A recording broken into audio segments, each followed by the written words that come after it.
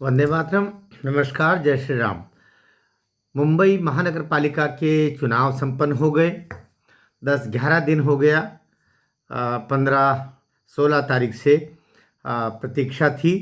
तो 16 से फिर 26, 27, 28, 29 का सवेरा होने वाला है। तो इस तरीके से 12-13 दिन ऊपर जा रहे हैं और परिणाम बहुत साफ है। परिणाम में भारतीय जनता पार्टी को लगभग 90 और 29 सीट शिवसेना एकनाथ, जो मूल शिवसेना है, उसको आए हैं दोनों मिला करके। और 227 में से 114 सीट चाहिए पार्षदों की संख्या, और इनके पास में दोनों को मिला लेते हैं तो 118 की संख्या है। तो मेजोरिटी का तो कोई दिक्कत है ही नहीं, उसका प्रश्न उठता भी नहीं है। बात यह है कि उसके बावजूद 11 दिन क्यों? तो अब आप याद कीजिए, जब महाराष्ट्र विधानसभा के चुनाव हुए थे और यही लगभग स्थितियां बनी थी, बल्कि इससे भी सुगम स्थितियां थी।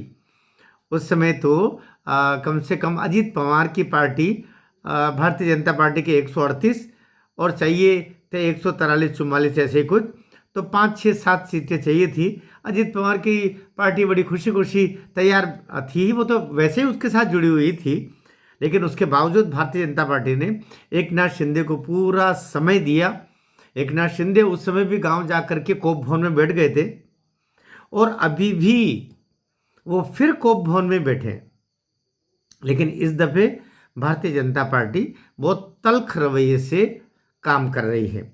यह संदेश भी बहुत साफ है, एक नाथ शिंदे जी, बचपना मत कीजिए। आपने एक दफे शायद बिना सोचे समझे कुछ किया होगा, तो आपको हमने मुख्यमंत्री भी बना दिया।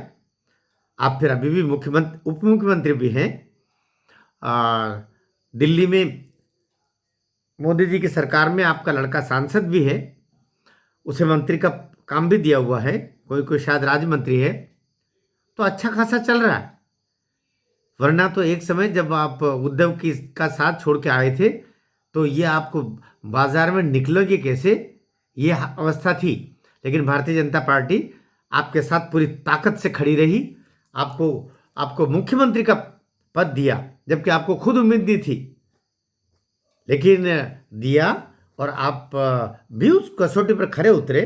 हम ये भी कहते हैं कि जिस तरीके से हिंदुत्व का एक आवाहन आपके समय पर हुआ, अर्थात एकनाथ शिंदे के मुख्यमंत्री काल में हुआ, वो बाद में ठंडा भी पड़ा, वैसा नहीं रहा।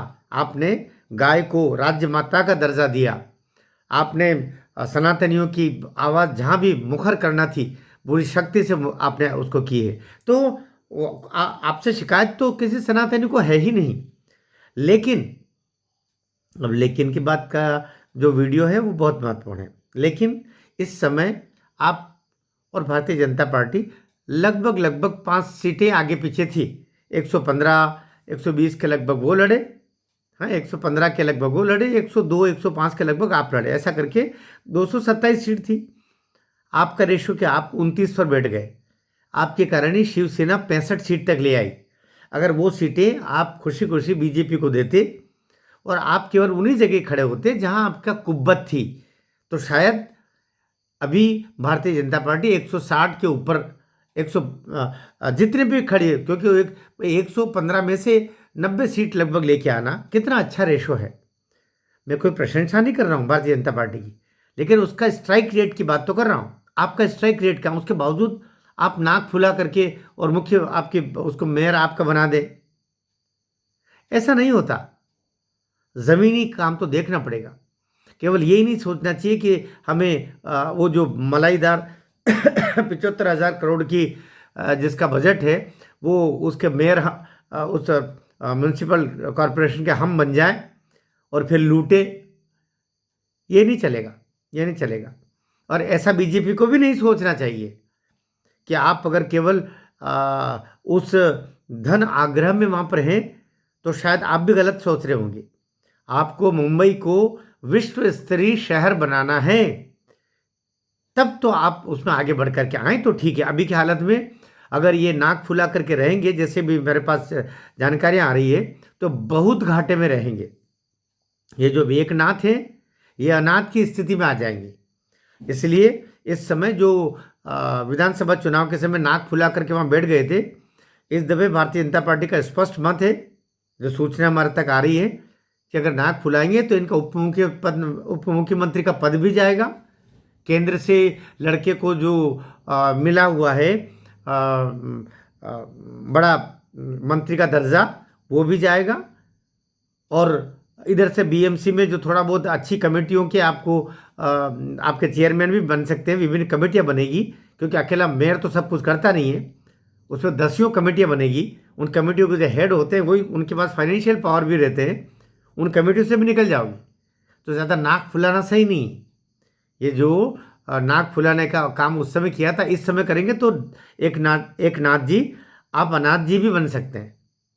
तो राय ये है कि सामान्य कोटा महिला का आया है मेयर का, तो आप भारतीय जनता पार्टी जिसको तय करे उसके साथ खुशी खुशी शामिल हो जाइए, नाक फुलाना बंद करें, वरना बारात में फूफा बन करके और एक तरफ कोने में बैठे रह जाओगे और बारात दुल्हनिया लेकर के चली जाएगी। भारत माता की जय।